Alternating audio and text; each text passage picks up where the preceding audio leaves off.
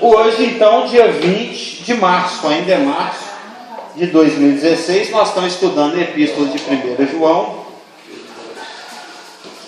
que se divide em 6 sessões. A gente já pode ser dividido em 6 sessões, né? A questão didática aí depende de cada ótica, de cada um.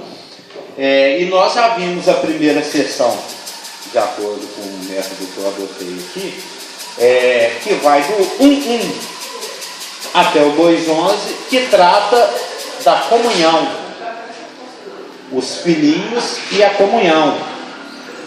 E estamos adentrando agora aquela que seria uma segunda sessão, que fala dos filhinhos e os seus inimigos. Você sabe que nós temos inimigos. Jesus Cristo nos advertiu a respeito disso. Se me odiaram a mim, odiarão também a vós, porque não é o servo maior do que o seu Senhor. E nesse trecho a respeito dos filhinhos e os seus inimigos, nós vimos que o apóstolo, o ancião apóstolo, ele se dirige a pais, a jovens, a filhos, a filhinhos, e ele, conforme a gente conversou na semana passada, ele relembra os pais que a vitória está no conhecimento daquele que nos libertou, que a chave do sucesso para os jovens é se firmar naquilo que eles herdaram de seus pais, que tiveram aquela responsabilidade de transmissão. E isso é falado no versículo 13 e repetido no 14, e ele é repetido exatamente para reforçar. Porque quando a palavra fala uma coisa 2 vezes, quando Deus chama um nome 2 vezes, é porque a coisa é séria. Sempre é sério. É mais sério ainda, né? É algo que se quer enfatizar. Então, como é algo muito importante para o contexto da carta, de lidar com os inimigos da verdade, os falsos mestres, seus ensinos, suas atuações, o apóstolo repete o ensinamento do versículo 13 no 14, para reforçar que o conhecimento de Deus, que é concedido aos pais, ele é concedido para que seja transmitido aos filhos. Se a gente for lá em Deuteronômio 6, a gente vê o Senhor Deus falando com Moisés para instruir Israel no caminho, o tempo todo. Incute, coloca dentro da cuca, né? Incute, coloca lá dentro da cuca do seu filho. Então esse conhecimento que é concedido aos pais para que seja transmitido aos filhos, ele é transmitido para que eles tenham elementos para como vencer o maligno. E a gente sabe, pelo próprio capítulo dessa epístola de João, lá no capítulo 5, verso 4, que o que vence o mundo é a nossa fé. E como diz o pastor Geraldo, com aquele seu rosário de raciocínios, né? O que vence o mundo é a nossa fé. A fé vem pelo ouvir. O ouvir é a palavra de Deus. E como é que é o resto do texto mesmo, pastor Geraldo? A fé vem, o que vence o mundo é a nossa fé. A fé vem pelo ouvir. O ouvir vem da palavra de Deus. E a fé alimenta, a palavra alimenta a nossa fé. Eu sei que você tem um texto aqui que você vai tecendo um colorário, né, de verdade. O que alimenta a nossa fé é a palavra, né? Sim, a fé vem pelo ouvir e ouvir a palavra de Deus. Foi através desses versículos de Romanos 10 que a Marluce nasceu no dia. E Tiago também. Mas hoje o nosso assunto se encontra aqui nos versículos 15, 16 e 17, que eu gostaria que os irmãos abrissem conosco. 1 João, capítulo 2, versos 15, 16 e 17. Eu acho que alguns até sabem de qual, que ele é muito conhecido, não ameis o mundo. Pena que nós crentes não praticamos essa verdade, né? Se a gente praticasse com seriedade mesmo. Tem hora que de vez em quando baixa assim uma vontade de ser crente, a gente vive isso. Mas na maioria das vezes, que bom seria se nós vivêssemos essa verdade que está aqui agora no 1 João capítulo 2, versos 15, 16 e 17, que diz o seguinte: não ameis o mundo, nem as coisas que há no mundo. Viu, Natan? Não ameis o mundo, nem as coisas que há no mundo. Se alguém amar o mundo, o amor do Pai não está nele. Porque tudo o que há no mundo, tudo o que há no mundo, a concupiscência da carne, a concupiscência dos olhos e a soberba da vida, não procede do Pai, mas procede do mundo.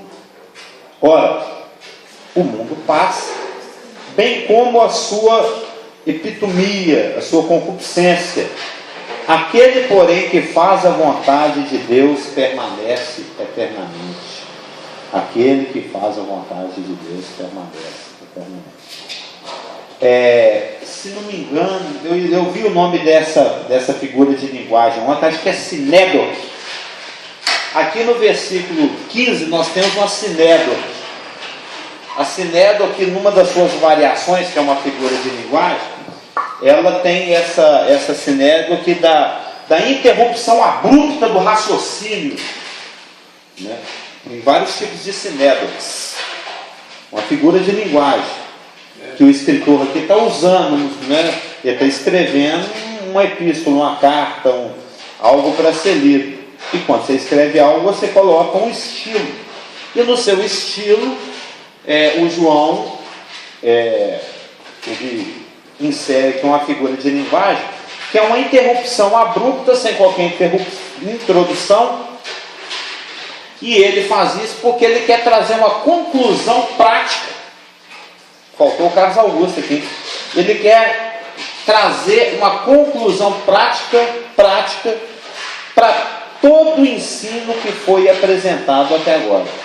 E é um ensino de santificação. É um ensino de separação. Não me incomoda, não.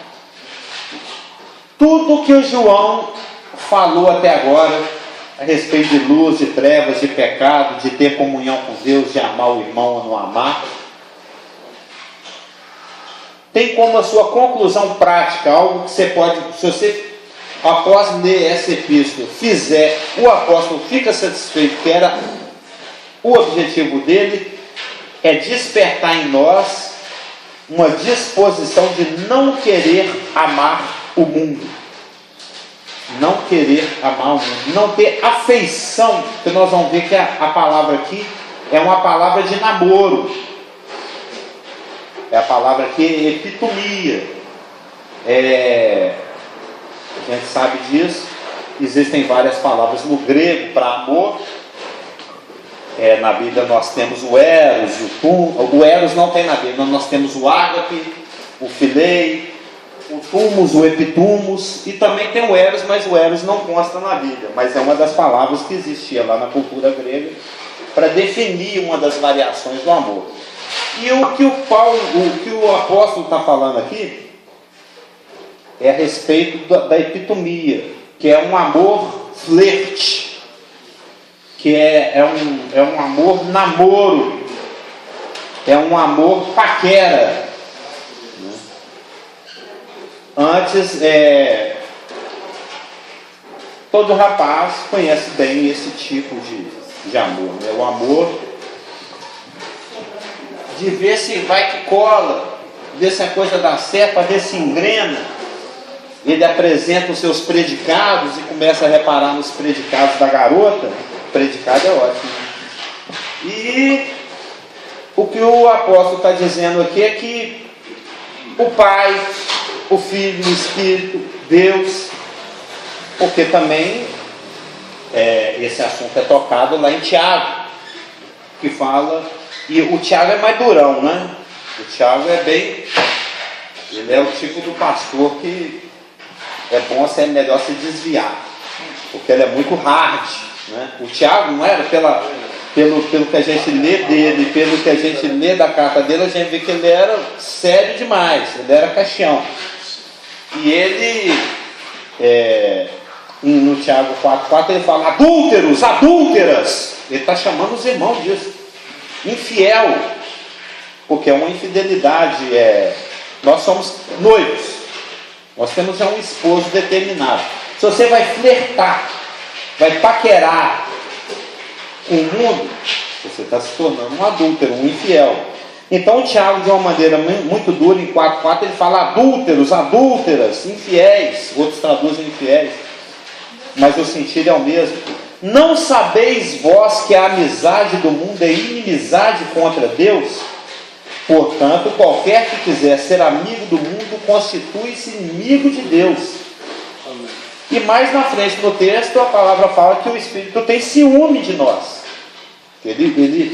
Quando ele percebe esse tipo de inclinação, de atitude no nosso coração, ele já começa a trabalhar para tirar. E ele vai mover situações para que essa paquera acabe, para que esse flerte não vá para frente. Então esse ensino de 1 João 2,15, não ameis o mundo nem as coisas que há no mundo, ele vem de encontro, ele é, como é que eu falo aqui a palavra? Ele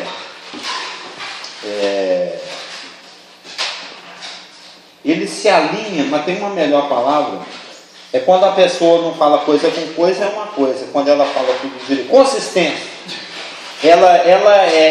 O ensino dessa passagem é porque você tem o conceito, mas não está faltando a palavra.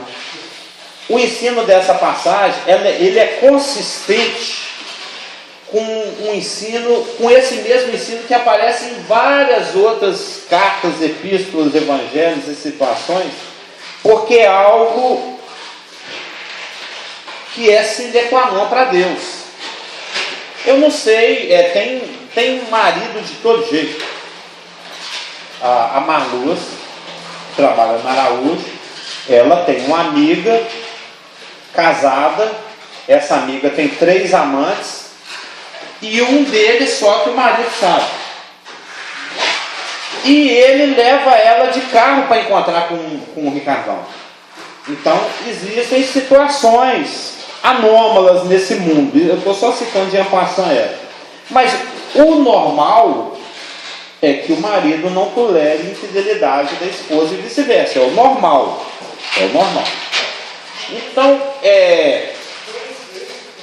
quando você procura uma garota, ou uma garota procura um rapaz, uma das características que é apreciada, né, que é esperada que aconteça, que tem naquela pessoa e naquela relação, é a questão da fidelidade. É a questão da fidelidade.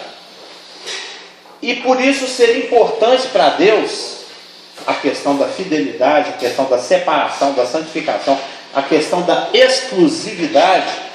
Essa questão, para alguns a questão da exclusividade é importante, mas para a maioria para Deus é. Por isso que ele enfatiza, esse assunto permeia as Escrituras.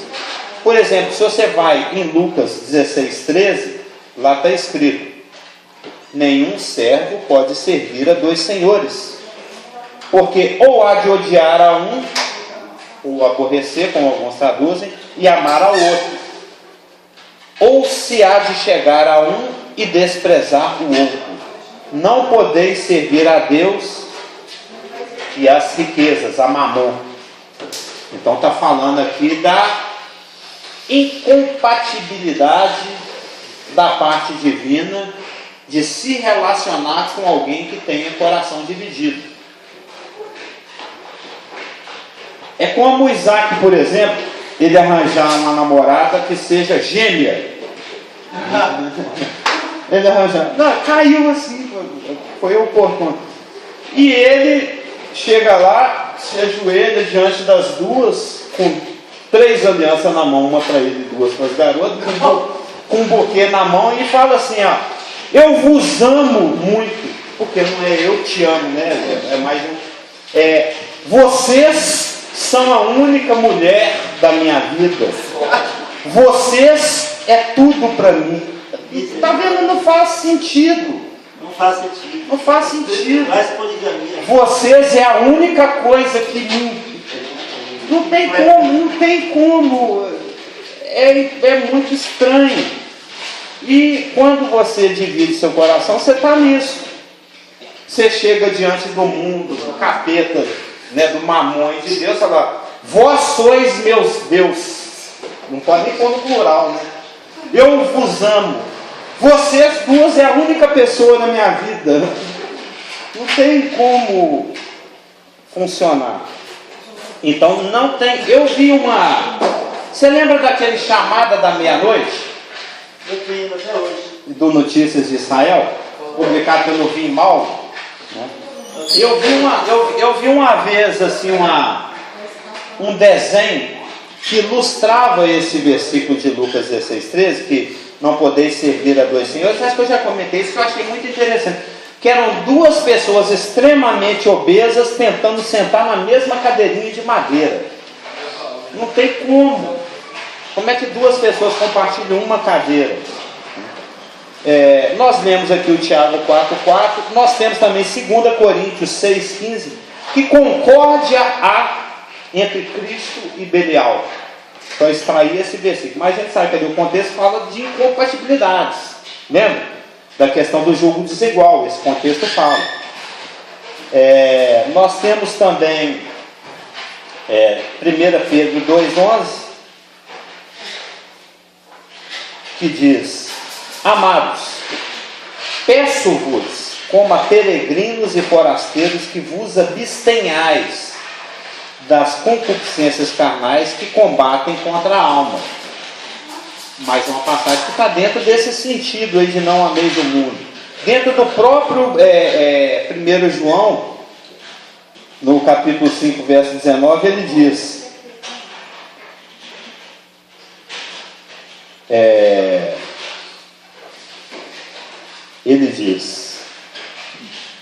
sabemos que somos de Deus. O pastor Geraldo gosta de dizer assim. E que todo mundo está ou jaz no maligno. Se o mundo está no maligno, como é que você vai amar o mundo? Em primeira... Quando você pensa nesse versículo, você pensa numa sepultura. Sim. E dentro da sepultura, você vai encontrar o quê? Um cadáver, você vai encontrar um fedor... Barata, um fedor muito grande. E o mundo jaz no maligno. Não está fedorento, está nessas trevas. Essa Por isso, coisa quando a aí. pessoa nasce de novo, ele nasce uma luz, ele passa a ser o desejo de Deus desse mundo tenebroso. Retirado do império das trevas é por reino do seu amor. Somos luz nesse mundo. Em 1 Coríntios 7,31 diz: E os que usam deste mundo, como se dele não abusassem, porque a aparência desse mundo passa. Eu gosto muito dessa passagem, tanto que eu gosto, eu até vou me deter nela mais um pouquinho. Lembre-se que nós estamos falando aqui de passagens, de outros trechos das Escrituras, que concordam com esse ensino de 1 João: não ameis o mundo. E não é possível se amar o mundo, porque o mundo jaz no maligno. Porque não tem como servir a dois senhores. Porque ele tem coisas que combatem contra a nossa alma. Pedro falou isso. Mas aí a gente cai na oração de Jesus Cristo, lá de João 17. E aí, tira do mundo? Tipo assim, quem quer aceitar Jesus como Salvador? Eu? Plim! E aí a pessoa some instantaneamente. Fica sem testemunho aqui no planeta.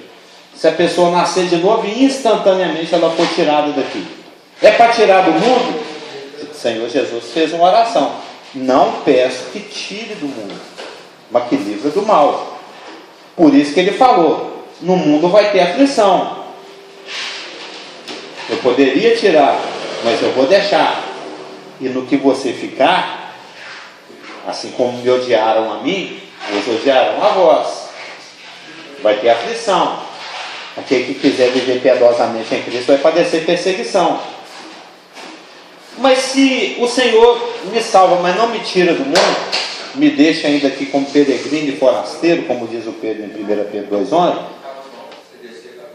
eu vou ter que me relacionar com o mundo em algum nível, porque eu preciso respirar, morar, viver, comer, trabalhar, estudar e etc. A questão, o ensino a respeito disso, é que quando somos guiados pelo Espírito, e deveríamos ser guiados pelo Espírito, tanto quanto fosse possível, o Espírito, ele nos dá o discernimento e a sabedoria de como nos relacionarmos com aquilo que se encontra no presente sistema e em qual grau de envolvimento ele nos permite individualmente, cada caso é um caso, envolver. Tem pessoas que têm maior, pela própria constituição da pessoa, pelo dom com o qual a pessoa está dotada, pela forma como Deus projetou aquela pessoa, vamos dizer assim, elas têm uma maior capacidade concedida por Deus de se relacionar com dinheiro, por exemplo, sem que isso venha a ocupar um lugar no seu coração. Deus tem o dom de contribuição, o dom de administração, você sabe disso, isso é ensino lá de Romanos e de Coríntios. Tem vários dons, de presidir, de exercício de misericórdia. Então Deus qualifica essa pessoa com o dom que ela consegue se relacionar com o dinheiro sem que o dinheiro sequestre o seu coração, ocupe o seu coração. E ele convive bem com aquilo. Já tem outras pessoas que têm um problema um pouquinho maior de conviver com coisas materiais. Tem uns que já têm maior capacidade de lidar com questões amorosas ou emocionais, outros menos. Então, não existe uma regra para isso. Cada um tem um dom dado em uma medida.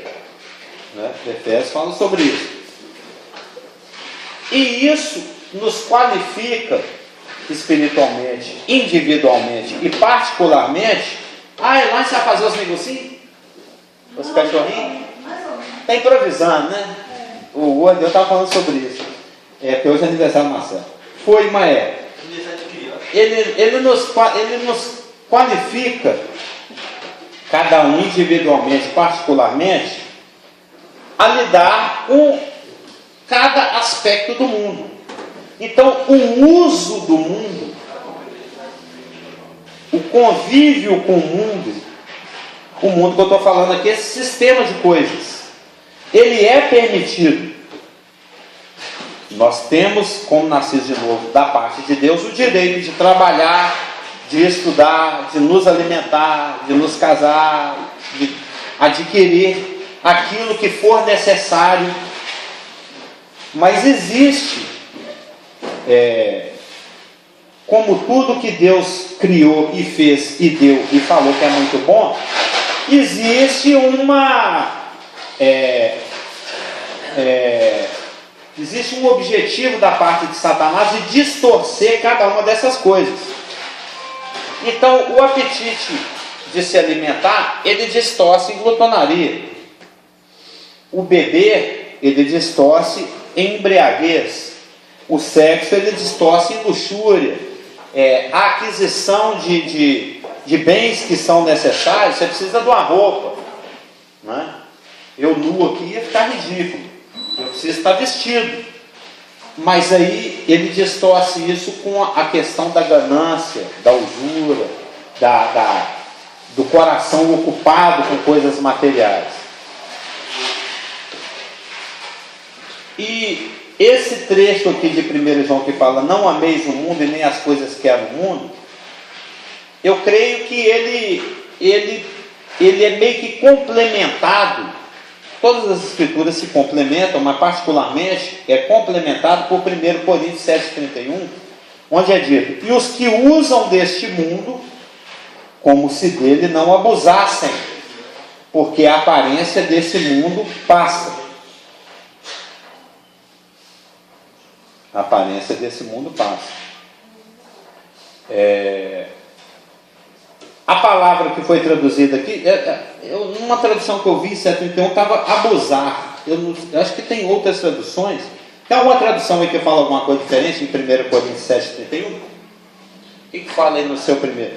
Deixa eu ver, eu vou até dar uma olhada no meu aqui. 1 Coríntios 7,31.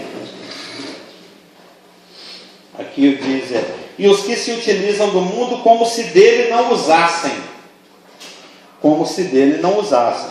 Alguns traduzem abusar, né? E aqueles que usam do mundo como se dele não abusassem. Mas nós vamos olhar no grego, porque no grego a palavra que é traduzida por abusar é katakromenoi. Viu, Elaine? Você pode usar o mundo, mas você não pode catacromenar o mundo. Eu não catacromeno, tu não catacromenas, ele não catacromenas. Ou seja, o que o Espírito Santo está ensinando é que nós podemos usar o mundo, mas não podemos catacromenar o mundo, abusar do mundo. O que quer dizer essa palavra no grego? Quer dizer uso intenso, uso ganancioso, que transforma o uso legítimo em uma falha, como já aconteceu com alguns e continua acontecendo, e dos quais devemos nos isolar. Por exemplo, em Efésios 5:7, a palavra fala que nós devemos nos separar, nos santificar, até daquele irmão que catacromena o mundo, que abusa, usa e abusa e se lambuza do mundo. Deliberadamente, conscientemente, propositalmente, querendo tolamente, né? Porque, quer ver, vamos ver os exemplos aqui. Efésios 5:7. Efésios 5:7 diz o seguinte, ó. No 6 e 7, ninguém vos engane com palavras vãs, porque por essas coisas vem a ira de Deus sobre os filhos da desobediência. Portanto, não sejais participantes com eles. Ele está falando aqui nesse contexto a respeito dos irmãos que andam de qualquer jeito. Uns irmãos avacalhados que tinha lá em Efésios, que ficava mexendo com impudicícia, impureza, cobiça, conversação torpe, inconveniências, etc. Incontinências e por aí vai dentro do contexto. Uns irmãos avacalhados, que num outro contexto fala que vive desordeiramente. A palavra fala, ó, separa. Não anda com esse cara não. É a questão do fermento, a gente já estudou o fermento. Vai contaminar. Você acha que não tem nada a ver? Não, o espírito que está em mim é maior que o que está nele. Daqui uns dias você está todo avacalhado também. É questão de tempo. Aquela história, eu sou forte. Eu conheço algumas pessoas que passaram por esse processo de achar que não ia contaminar e estão contaminados hoje. Mas tudo a favorece contaminar, porque você já tem uma natureza doida para ser contaminado. Me contamina! Já está doida para ser contaminado. Tem um cara lá que está a fim de te contaminar e que criou um sistema contaminante. E você fala, não, eu vou pegar esse fogo no meu colo e não vou me queimar. Não é o provérbio lá? Lembra desse provérbio? Acaba queimando. A não ser que seja algo que Deus falou, igual falou para Elias, vai lá, enfrenta os 300 profetas, aí Deus mandou, aí ele vai te revestir, mas se você acha que tem esse dom, eu não sei se ele existe. Mas em 1 Coríntios 7:31, que é o que nós estamos lendo, 1 Coríntios 15:33, nós estamos aqui olhando situações de pessoas, de irmãos, que ultrapassaram o uso do mundo, partiram para o abuso, né? Catacromenaram o mundo, e o que a palavra fala a respeito o que a palavra nos fala com relação a esse assunto. O que eu faço então? Sim. Esse tipo de atitude que a gente vê nas pessoas realmente nascidas de novo dentro da igreja, a gente já discutiu sobre isso, sobre céu da nascida de novo.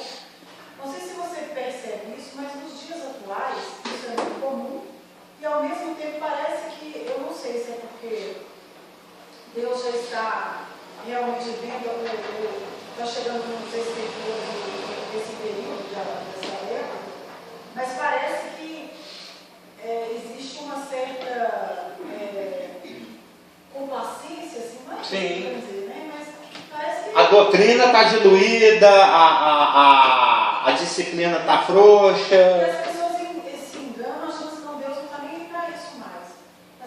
Mas é ótimo. Não, é tipo assim... Ele ligava para eles, não liga mais, né? Mas as pessoas não estão agindo assim? Porque as coisas evoluíram, né? Nós estamos no século XXI, a igreja tem que se adequar. A igreja católica passa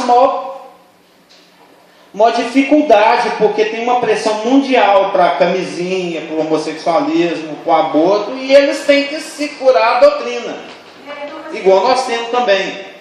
Então você quer que eu afrouxo e encho, ou endureço e fica meia dúzia? Não é? Porque é uma coisa que jovem não gosta de ouvir. Então, no mínimo, você pode ter alguns idosos na sua igreja, algumas irmãs beatas, tal, mas jovem mesmo são poucos. Agora, deixa eu te falar. Para Deus dar um espírito de Daniel para um jovem no século XXI é coisa muito excepcional. Ele não é soberano? Hã? Ele não é soberano? Como é que é? Ele não é soberano? Sim, ele é soberano. E tanto é que eu estou falando aqui porque eu sou um bobão. Mas que ele tem muitos joelhos por aí que não dobrou a Baal, tem. A gente não vê. Tem muitos jovens. Tem. Nós estamos falando aqui da onda, da moda, da maioria, do que você vê. Eu penso que a soberania de Deus vai além ao livre-arbítrio do novo nascido, do nascido de novo, ele está condicionado à soberania de Deus, eu acho. Sim. Mas existe muita flexibilidade da parte de Deus, muita longanimidade da parte de Deus. Senão a igreja não estaria na situação que está.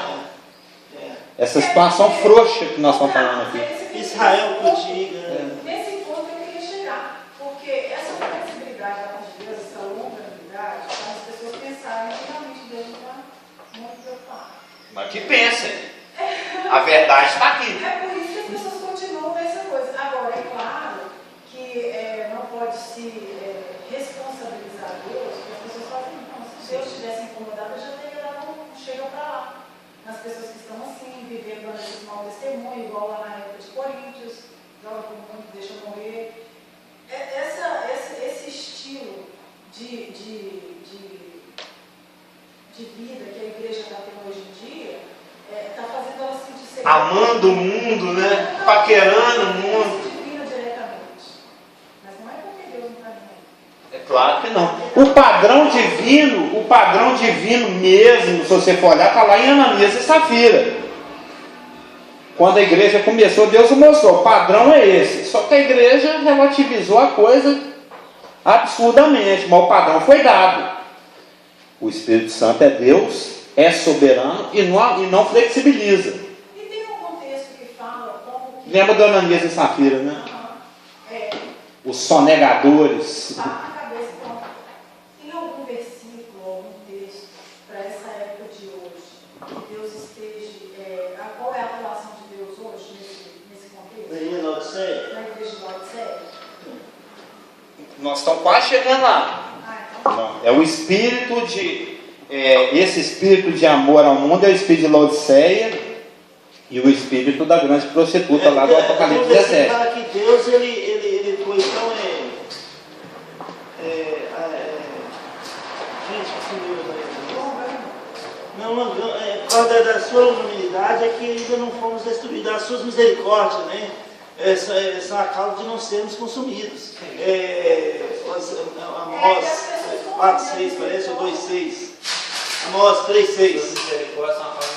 Ou Lamentações 3,21. É Lamentações. 3,23. essa longanimidade é que faz as pessoas se confundirem, ficar achando assim, não, se Deus estivesse preocupado, ele teria que falar, teria intervir, mas eles não veem isso como misericórdia. Mas voltando aqui no nosso primeiro Coríntios. No Malaquias, que eu queria falar, 3,6, que fala porque eu, o Senhor, não mudo. Por isso, vós, ó filhos de Jacó, não sois consumidos. Eu, o Senhor, não mudo. Nós mudamos. Nós já tivemos um estudo aqui sobre a imutabilidade Por de isso, Deus. vós não sois consumidos. Aí, junto com Lamentações 3, 21 a 24, que fala que, por causa das suas misericórdias, nós não somos. Lembra que lá no seu lar, igreja, nós estudamos a imutabilidade de Deus? Eu não mudo. Cara, Sim. então esse Safira e Ananias, igual você citou aí. Mas não tem aquela passagem lá em nosso livro de Romanos, é que eu que efetuo e vós tanto querer como realizar. Onde fica isso aí? Em relação ao atitude de Safira e Ananias chegar ao ponto de ser morto. Mas Deus não nos fez máquinas para. Como você citou mais cedo, nós temos livre-arbítrio. Deus não fez a gente máquina do jeito que a gente controlar, com controle remoto, né? Ele dá espaço, ele efetua em nós, mas nós temos a responsabilidade de decisão, de submeter ao que ele está nos orientando, o plano dele ou não. Né? A escolha é nossa, porque nós não somos máquinas. Ele efetua. O próprio comentário dele, seu próprio comentário responde a sua pergunta.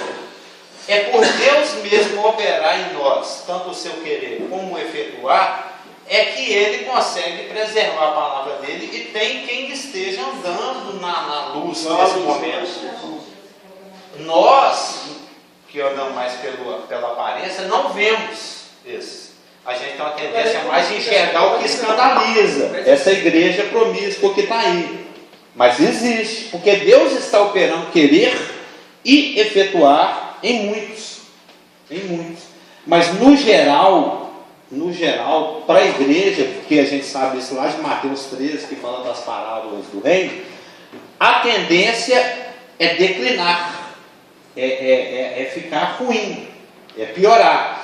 E essas mesmas parábolas lá da mostarda, da mulher que esconde fermento na massa, do tesouro, da pérola, do pescador, aquelas parábolas de Mateus 13, ensinam que é conhecido de Deus a deterioração e existe uma permissão divina para isso. Porque os empregados lá falaram: o senhor quer que arranca? Eu falei: não arranca não, deixa crescer, que cresça joio e que cresça trigo. Por quê? Porque Deus, Romanos também fala isso, que por amor aos vasos de misericórdia, ele suporta com muita longanimidade os vasos de desonra, os vasos de perdição, de ira. Então, a questão, o que tem que chamar a nossa atenção, não é o tanto que Deus está deixando a coisa ficar avacalhada e correr frouxa, e a igreja promíscua e tudo de qualquer jeito. Não é essa a ótica. A ótica é o quanto Deus tem trabalhado, apesar de estar permitindo toda essa joiância, todo esse mal, toda essa deterioração. É isso que tem que chamar a nossa atenção. O quanto Deus consegue ser soberano a ponto de, lidando com esse monte de vontades independentes e livres, conseguir ainda extrair um fruto, produzir algo. Tanto é que o Senhor fala que a produção de fruto é decrescente também, é 100, 60, 30. É lá na cozinha. E outra coisa importante, que a confusão que se faz nesse versículo, de que Deus opera em vós o querer realizar, é que gera um certo sentimento. As pessoas têm a mania de pensar assim: não, tudo que eu faço foi Deus que gerou em mim o querer e realizar. Mas Deus não vai gerar o querer e realizar quem está com o espírito de rebeldia ou quem está desviado. O único querer e realizar que Deus vai operar em quem está desviado é o palavra dele, na vontade dele. Então eu não posso falar que eu pequei ou eu fiz alguma coisa errada, porque Deus operou em mim o querer e realizar. Pelo contrário. Deus não vai gerar em você o pecado. Isso é errado. Na hora que o Espírito Santo de Deus me encheu, eu entrei naquela escola e matei mais de 20 crianças. Não existe isso. Deus nunca vai te conduzir para o pecado. Se você está pecando em casamento, então quando a pessoa está pecando, é porque está pecando. Não adianta falar: não, Deus operou em mim um desejo imensurável de cometer esse ato. Então Deus operou em mim. Não, foi outro espírito, não Deus. E aí as pessoas vivem, igual você estava falando mais cedo do casamento lá, do adultério, vivem isso aqui. Não, Deus está operando em mim. É tudo um grande teste da fé. Tem que cair a ficha que é pecado. É tudo um grande teste da fé. Seu olho vai ficar onde? No pastor geral do pecador ou de Deus? Se você está cheio do Espírito Santo, e mesmo assim Deus ainda, ele nos dá ainda a oportunidade de decidir dentro daquilo que Ele está nos orientando a fazer. Quantos irmãos que a gente não conhece que simplesmente chutou o balde, Deus chamando ele para fazer algo especial. Mas Deus não chutou o balde, não. Deus chutou. Deus está lá. Por isso. Mas já estava para conversar sobre chutar o balde. Por isso, Isaías 30:18 fala: Deus espera para ter misericórdia de vós. E Deus espera para ter misericórdia. Enquanto você está chutando, gente engraçado e Deus vai E esperando. Deus lá esperando, né? Aí a pessoa, Deus, misericórdia, eu nunca cansei. Aí é a hora que Deus vem, né? Ele fica esperando para te presentear. Né? Mas uma coisa é certa, apesar de Deus amar o pecador, Deus nunca vai promover o pecado. Com certeza. Jamais. Jamais. Isso é outro espírito. Foi o ensino de 1 João que a gente viu aqui. Ó. Foi o ensino de 1 João. Mas aqui em 1 Coríntios 7,31, aqueles que usam do mundo como se dele não abusassem ou usassem, que é a palavra aqui que a gente está olhando, a catacromenóia, ela tem, ela poderia, vamos traduzir de outra forma, poderia ser assim, e os que usam desse mundo como se não o usassem na íntegra, ou como se não o usassem. O verbo, o sentido do verbo no grego aqui, aqueles que usam do mundo como se não abusassem dele, tem o sentido de to joy. To joy. Joy, você sabe o que é, né? O J-O-Y, joy. Joy, divertir. Seria desfrutar, usufruir, apreciar, curtir de forma intensa e abundante. É isso que o Espírito está falando aqui. Aqueles que usam do mundo, pode usar o mundo, mas não precisa joiar. Não precisa apreciar e curtir de forma intensa e abundante. Porque senão se torna uma perversão do uso, como eu já falei, que é gurinha mesmo. Assim como a da glutonaria é a perversão do alimentar, o embriagar é do beber, a luxúria é do prazer. Bom dia. A ostentação é do vestir e do uso dos bens materiais. Aí temos algumas passagens aqui. Romanos 13. É bolo de piqui? Existe bolo de piqui? Existe. Tudo de piqui você sabe. Romanos 13. Romanos 13, versos 12 e 13. Romanos 13, 12 e 13. Vai alta a noite e vem chegando o dia. Romanos 13, 12 e 13. Vai alta a noite e vem chegando o dia. Deixemos, pois, as obras das trevas e revistamo-nos das armas da luz. Andemos dignamente, como em pleno dia, não em orgias e bebedices, não em impudicícias e dissoluções, não em contendas e ciúmes, mas revestivos do Senhor Jesus e nada disponhais para a carne no tocante à sua, nós vamos estudar essa palavra daqui a pouco, concupiscência, que é a macrotomia. Macrotomia não, epitomia. Está de noite, mas a gente anda como se fosse dia. Porque nós temos uma lanterna que é lâmpada. Lâmpada para os meus pés é a tua palavra. Em Efésios 5, agora só terminar essa sequência aqui de 2 ou 3 versículos. Gálatas, Efésios. Bom dia. Efésios 5, versos 3 e 4. Mas a impudicícia e toda sorte de impurezas ou cobiça, nem sequer se nomeiem entre vós como convém a santos, nem conversação torta, nem palavras vãs ou chocarris, coisas essas inconvenientes, antes pelo contrário, ações de graças. 1 Timóteo 2,9. 1 Timóteo 2,9. Da mesma sorte, que as mulheres em traje decente se ataviem com modéstia, com bom senso, não com cabeleira frisada e com ouro e pérolas ou vestuário dispendioso, porém com boas obras, como é próprio as mulheres que professam ser piedosas. Porque nós estamos falando aqui de usar o mundo sem distorcer o seu uso. Aí eu comentei que a embriaguez é a distorção do beber, a glutonaria do comer, e a ostentação, a do vestir e a de outras coisas que a gente usa materialmente. Por isso que eu estou lendo passagens que falam para a gente não entrar nessa. Para que ficar embriagando? Para que ficar se empanturrando? Por que ficar aparecendo? Vai no culto parecendo uma miss, né? Fica parecendo um Kombi de baiano. Já viu o Kombi de baiano? Tem aqueles negocinhos pendurados, tem uma mãozinha fazendo assim, tem franjinha na janela. Você já viu o Kombi do Baiano? É até bom fazer uma observação, é uma coisa boa, mas é interessante. É sobre a Kombi do Baiano? É sobre. Ah. Porque nós estamos num período agora, que é como é que chama aquele negócio? É rap e ostentação, né? Eles fazem aqueles colação, aqueles símbolos do dinheiro, né? De ouro, aquele tanto de coisa pendurada. Eu sei. E o estilo chama. Tudo gostoso, lá fazer tudo gostoso.